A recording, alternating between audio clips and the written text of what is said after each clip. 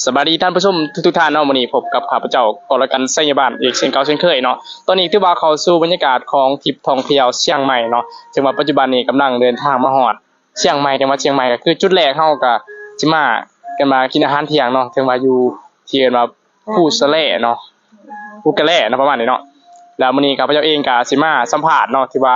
เป็นทั้งตัวแทนปุ๋ยแล้วก็เป็นทั้งพนักงานของบริษัทพัสโกลาวเนาะที่ว่าเพิ่นก็ความเดินทางมาเที่ยวกับเฮาครั้งนี้ว่าเพิ่นมีความรู้สึกแนวใดแล้วก็ประทับใจจังแน่สบายดีเจ้าแนะนำชื่อหน่อยเจ้าจ้ะสบายดีค่ะพระเจ้าชื่อนางอรไทยวงศ์คำจันทน์เนาะ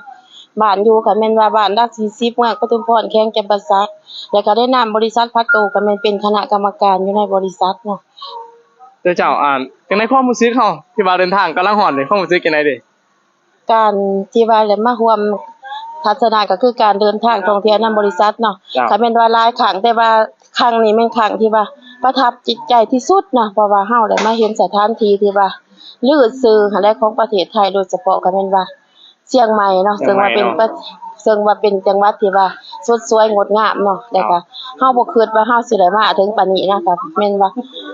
ก็แม่นได้มาเห็นหั้นนะแม่นว่าเป็นเขตที่ว่าสดสวยงดงามเนาะพิเศษมั้ยเฮามาสุดนี่เฮาขี่ยนต์แม่นบ่จ้ะเฮาได้ขี่ยนต์พร้อมอีกที่ว่า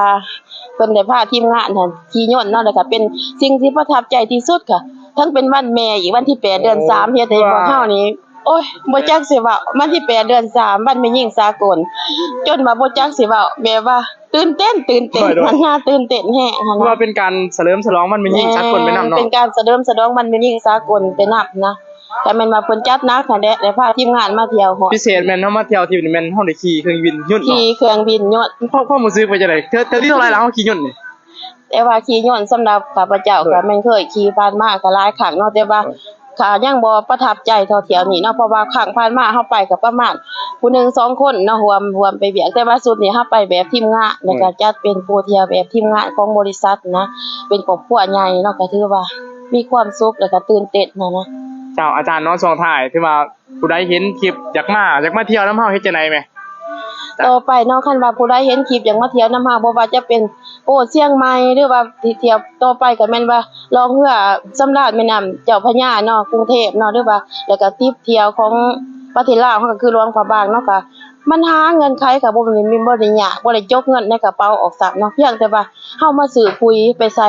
พืชใส่นาใส่สวนก็แม่นว่าสามารถมาเที่ยวได้เพราะว่าแนวไรบ้านเฮาหั่นลาวเฮาก็เป็นบ้านเกษตรกรอยู่แล้วจังได๋เฮาก็ต้องได้ใส่ปุ๋ยอยู่แล้วหั่นนะว่ามาในบริษัทพัสโกลาวซื้อปุ๋ยไปใส่ซื้อปุ๋ยไปทิ่มใส่ขี้ดินเฮาก็ได้มาเที่ยวฟรีหั่นนะเที่ยวฟรีโดยที่เฮาบ่ได้จกเงินออกจากแบบเดียวก็ว่าอีสังกินอิ่มตังยังโอเคส่งท้ายเนาะอยากให้ทางอาจารย์เนาะฝากเส้นทางติดต่อเป็นเบอร์โทรหรือว่าสถานที่ห้องบ้านเฮาเอาอันนี้เนาะด้วยอันนั้นเนาะคันว่า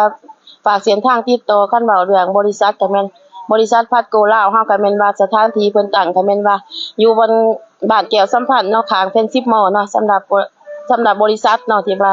สาขาของเฮาสำหรับตัวแทนของข้าพเจ้าก็คือเป็น55841325เนาะติดต่อได้ทุกเวลาเนาะโอเคเข้าใจแล้วจ้ะ